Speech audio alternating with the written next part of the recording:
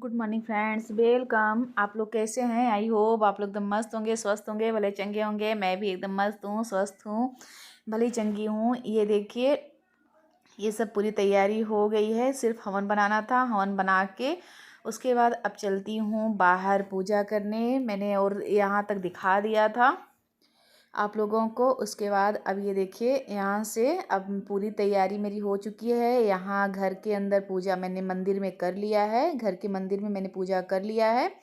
अब ये देखिए, आ गए बाहर और भोले बाबा को नहला रहे हैं अच्छी तरीके से। जो कचरा है कुछ भी, वैसे भी हम लोग धोते हैं और जल तो हमेशा वो करते हैं, पूजा पाठ करते हैं, पर तब भी आज के दिन फिर अच्छे से रोज़ाना धुला जाता है। ये देखिए, मैं प्रसाद ले आके पूरा रख दी हूँ और उसके बाद पूरे अच्छे से धुल दिए। उसके बाद अब पूरा स्टार्ट होगा, जितना शुरू से अंत तक जितना होता है, दूध दही शहद सब कुछ अर्पित करना, सबसे नहलाना, सब कुछ करना, वो पूरा करूँगी। और आज पता है बारिश हो रही थी ना, इसलिए कैमरा कहीं भी किधर भी रख रही हूँ गिरा जा रहा है। और कोई तो पकड़ने वाला कौन इतनी देर पकड़ के खड़ा रहेगा। स्टैंड रख रही हूँ, गिरा जा रहा है। ये देखिए, पूरी अच्छी तरह से दूध दही से पूरा वो करके, एक तो ये जो हाथ के वो होता है ना तलुआ, उससे अच्छे से रगड़ा जाता है। पर चींटियाँ पता नहीं कहाँ से चींटी इतना है कि सही से नहीं हो पा रहा है, क्योंकि रगड़ने से जान भी जा रही हैं चींटियाँ के। इसीलिए हम लोग ऐसे कर रहे हैं ताकि चींटियाँ भी ना मरे। और इसलिए जितना भी हम लोग कुछ डाल रहे हैं ना, तो और नीचे हमें लगता है कि बहुत सारी चींटी हैं, बार बार यहाँ आ रही हैं, कितना भी सोचो पर बार बार आ रही हैं। थोड़ा सा लगता है ना कि चींटियों की जान ना जाए।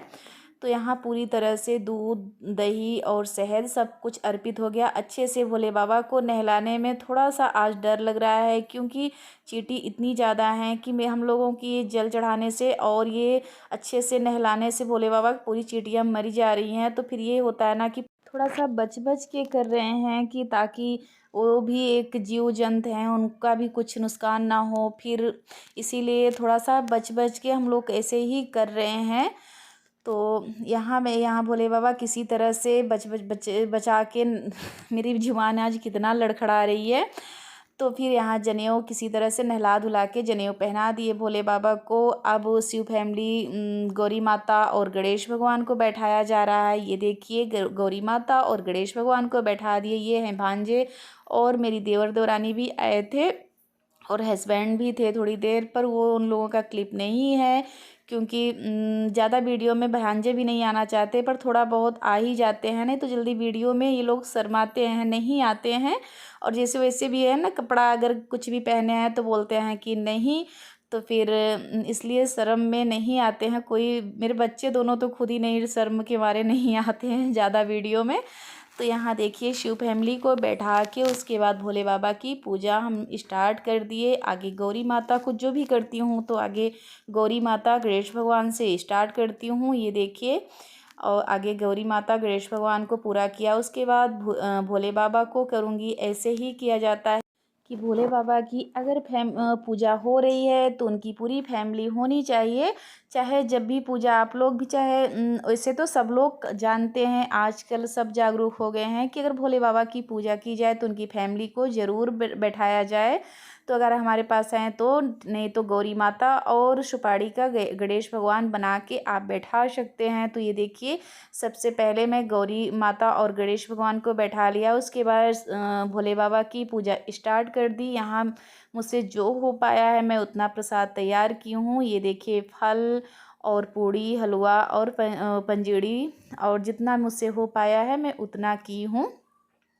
और यहाँ थोड़ा सा जगह कम है, इसलिए कहाँ क्या रखूँ कुछ नहीं समझ में आ रहा था कि मैं कैसे कैसे करके चढ़ाऊँ, कैसे कहाँ रखूँ सब कुछ। इसी तरह से ऐसे मैंने किया है, जितना मुझसे हो पाता है। हर साल इसी तरह से करती हूँ। इस बार तो थोड़ी सी मिस्टेक भी हो गई थी, थोड़ा सा देर भी हुआ था, हो गया। नहीं तो मैं अलमास में ही ये निशान चढ़ा देती हूँ, और रुद्राभिषेक भी करके निशान चढ़ा के, ये सब काम मैं मलमास के शुरू वाले दिन ही कर देती हूँ। ये सब करके उसके बाद जो वो होता है ना कि जो घड़ा मैं रखती हूँ भोले बाबा के ऊपर, वो भी रखती हूँ। शुरुआत में ये सब कर देती हूँ, उसके बाद रखती हूँ। इस बार थोड़ा सा मिस्टेक होने के कारण थोड़ा सा लेट हुआ। अब ये देखिए निशान को भी भोले बाबा को छुआ के उसके बाद ये पूजा जाता है, टीका जाता है, जैसे सब कुछ टीका लगा के उसके बाद जो वो है निशान, जो बाँस है ना वहाँ भी टीका जाता है, पूरी अच्छी तरह से टीक के। और उसके बाद भोले बाबा को छुआ के टीक के फिर वो किया जाता है। एक माला भी पहना दूँ, ये देखिए माला भी पहना दी हूँ। और अब ये जो निशान है ना, निशान भी वो करके वहाँ भी पूरा पूजूंगी अच्छे से। जितना हो पाता है उतना करती हूँ, जितना मुझे मालूम है। और ये देखिए अब पूजा कर ली, भोले बाबा की पूजा हो गई, गौरी गणेश भगवान की पूजा हो गई। अब ये देखिए निशान को भी पूज रही हूँ अच्छे से जो होता है। और निशान अगर चढ़ाने से पहले पूजा ज़रूर जाता है, बिना पूजा किए निशान को फिर नहीं मान्यता होती है। इसलिए जो सिंदूर हल्दी और सब कुछ टीक के और जो रखा जाता है सब कुछ रख के पूजा करके उसके बाद यहाँ गाड़ा जाता है। भोले बाबा के पास अभी दिखाती हूँ कहाँ गाड़ते हैं ये लोग। और हमेशा ही ऐसे होता है, जब से मैं रखी हूँ, इनको स्थापित की हूँ, जब से ये रखी हूँ तब से हम लोग ऐसे ही करते हैं।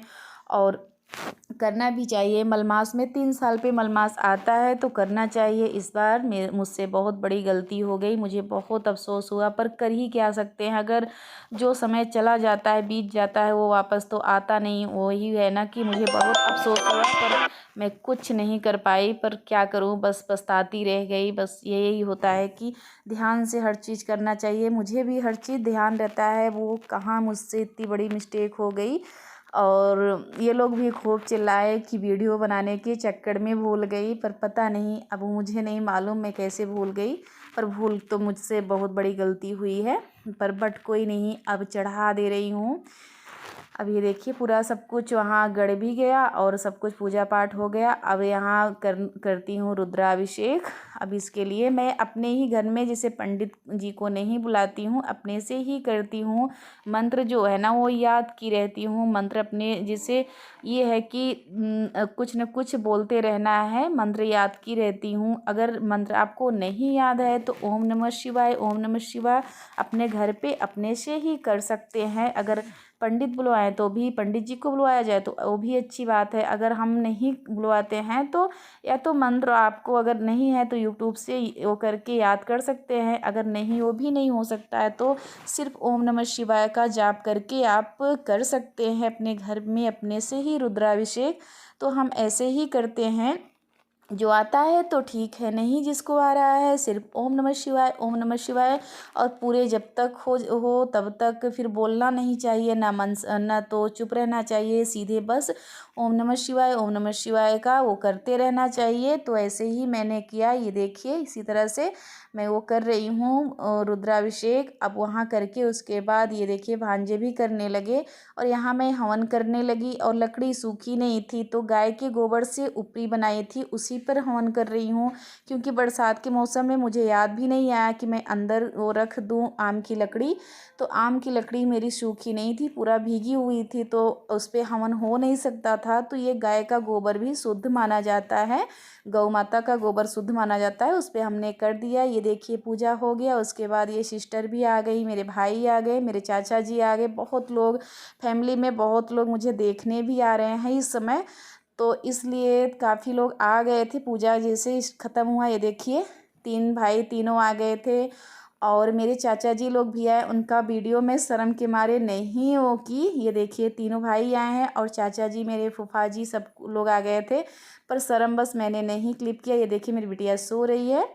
तो फिर इतने लोग का ही किया, क्योंकि मैं तबीयत ख़राब है तो इसलिए सब लोग कोई ना कोई आ ही जाता है देखने।